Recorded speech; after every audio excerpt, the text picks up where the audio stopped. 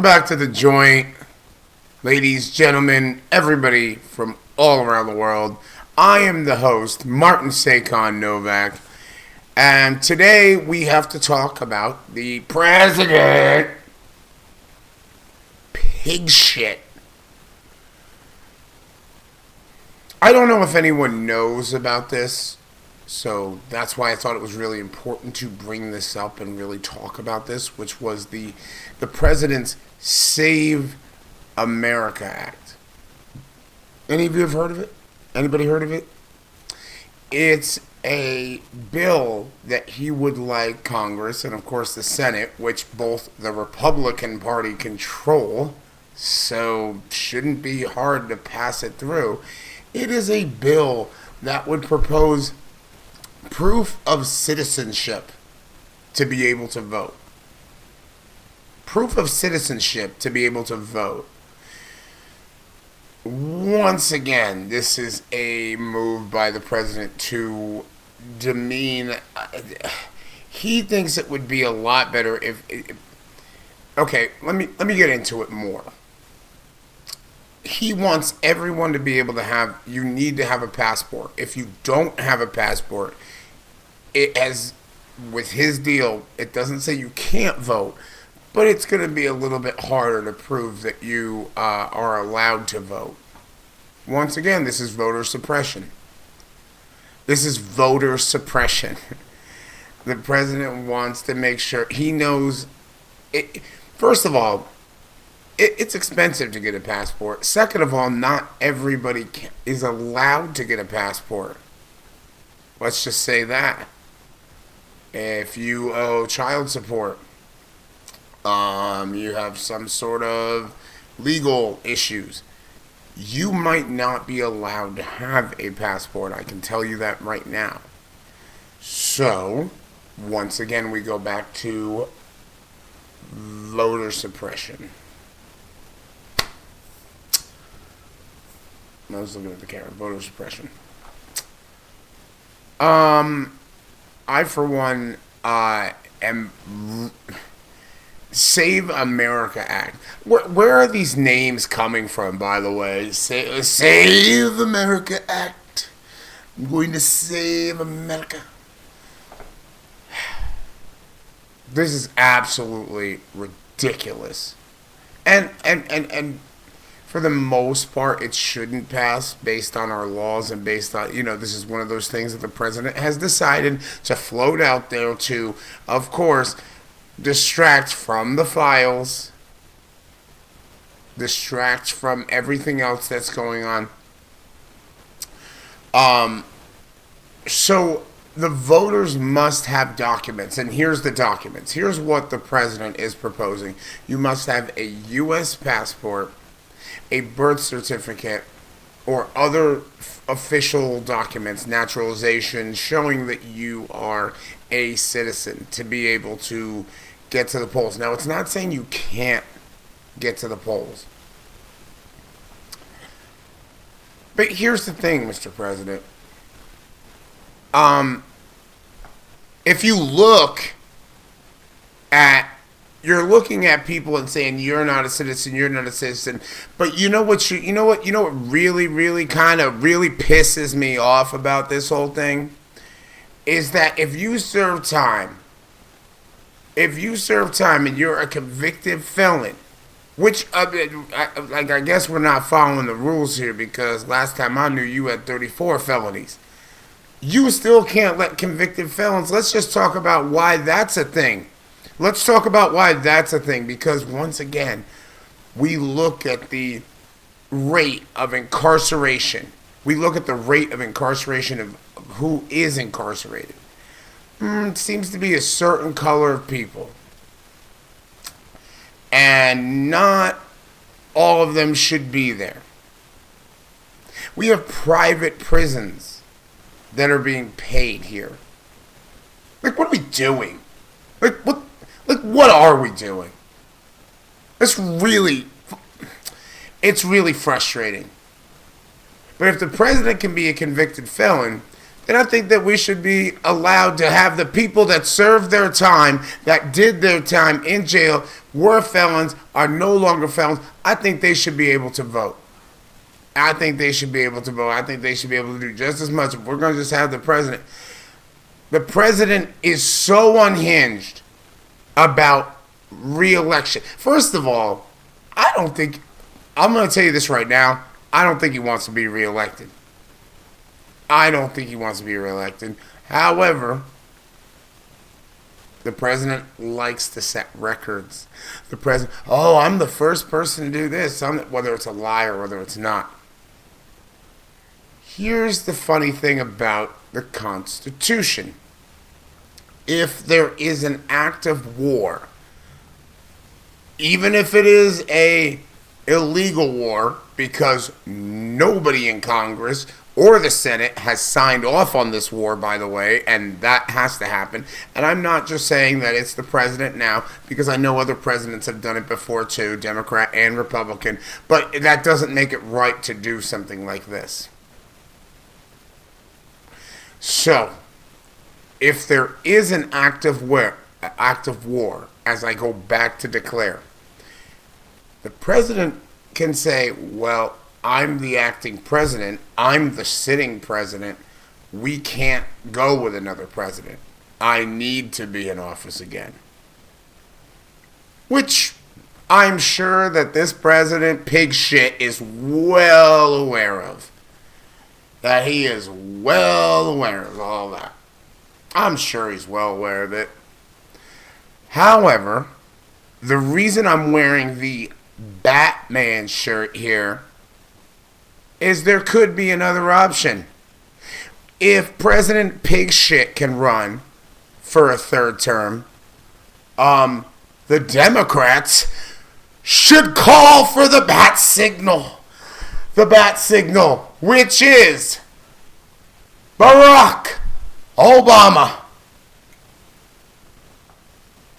If President Pig Shit could do that, that would be the ultimate thing.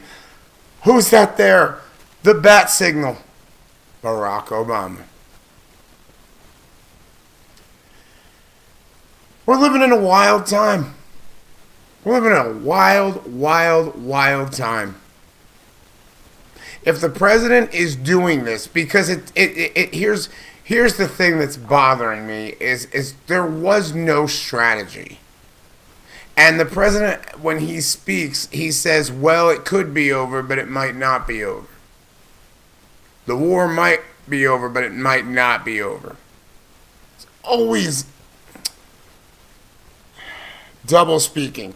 And then you have Secretary of Defense, not of War, but I mean, you're going to make sure that that's what your legacy is. And I'm talking to you, Pete Hegseth.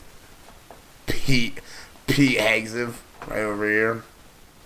This dumbass. Wow. Oh, we're not even done.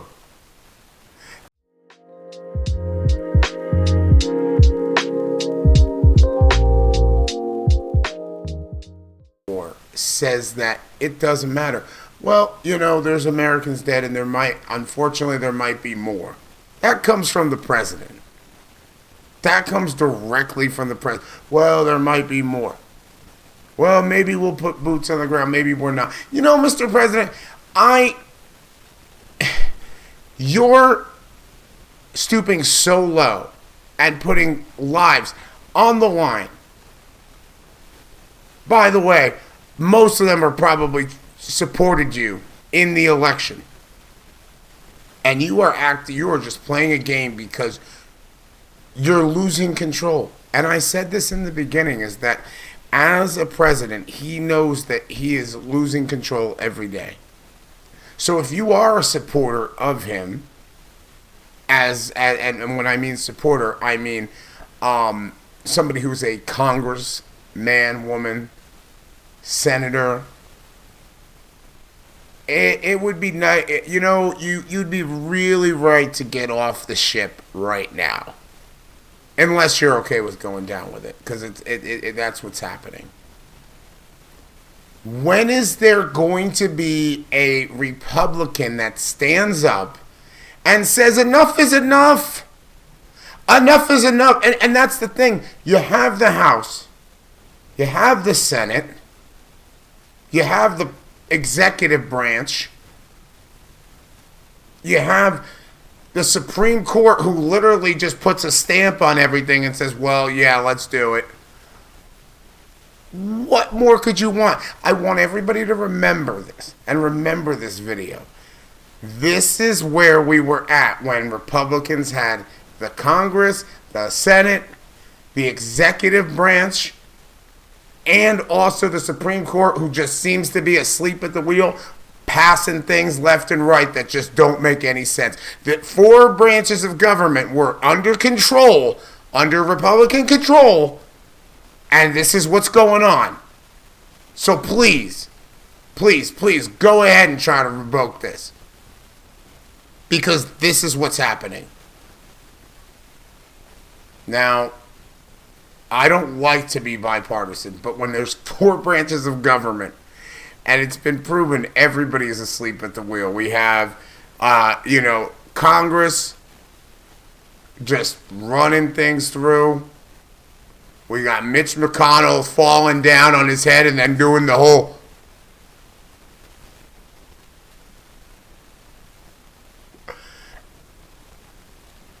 Once again, it's not good that he fell, but it's not good that he's still in office and that he refuses, or that his interns, as it has been speculated, are basically running all of his decisions.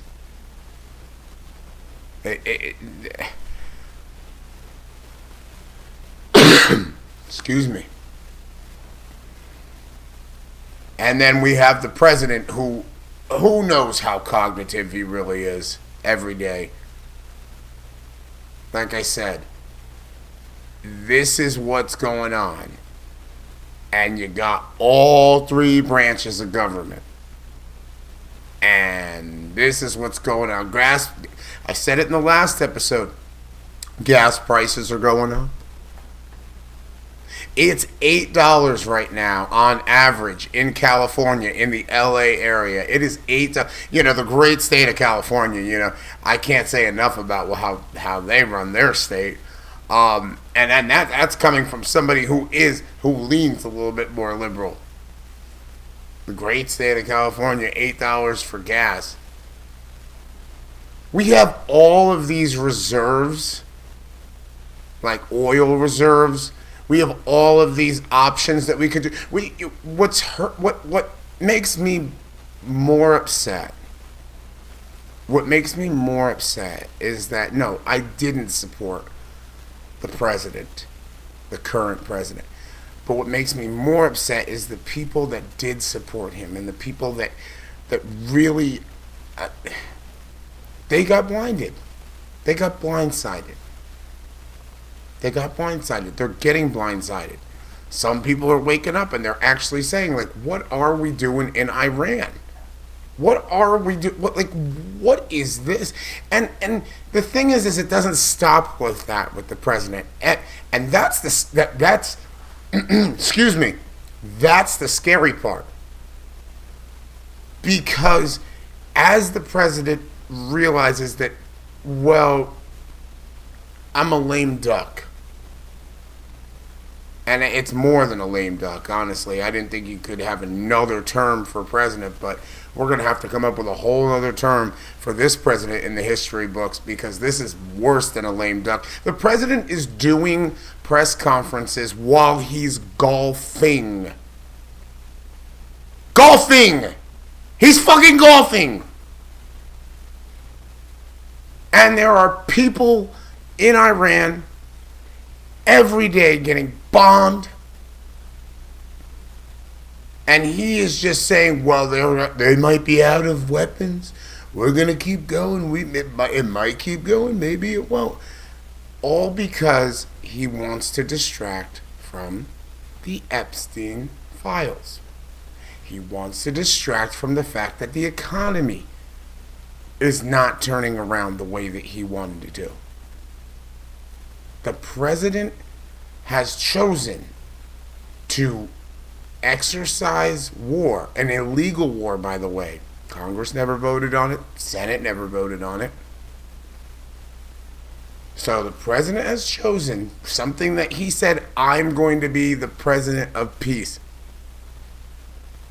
He wants the Nobel Peace Prize, but yet this guy is he's talking about Cuba now. He is unhinged. I've said it several times. The president is so unhinged. 2:30 in the morning tweets, waking up to, oh, well, this thing just happened. He's so unhinged. And then sitting there doing this in his chair, sleeping during press conferences. He didn't want this job. The president wanted to avoid going to jail. Now, I don't know.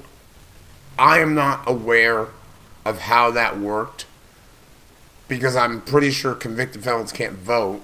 Well, I'm actually 100% sure about that, so I don't know how convicted felons can run for president. And then, of course, the president knows that he doesn't have to really own up to anything while he is president. Can't convict a sitting president. It's not normally, I mean, you could do impeachment, but excuse me. I digress.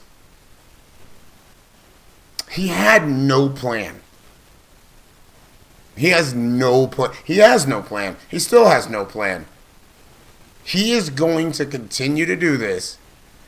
And when you hear the president talk about lives, and he talks about it like it doesn't matter, we're going to do whatever we have to do. Pete Hegseth, same thing. We're going to do whatever we have to do. This is just Pete Hegseth. His words. This is just the beginning. This is not a Avengers movie, my friend. This is not like you don't get to have like lines like that. You don't get to play with lives like I hope everybody is seeing exactly what this is about. Exactly what this is about. This illegal war is apparently, so if you're already mad at me because, you know, everyone's like, well, you know, Martin, you're just being that liberal. You're a liberal. And you don't know President Trump. He's here fighting for us. He's doing the right thing. Well, let me say this.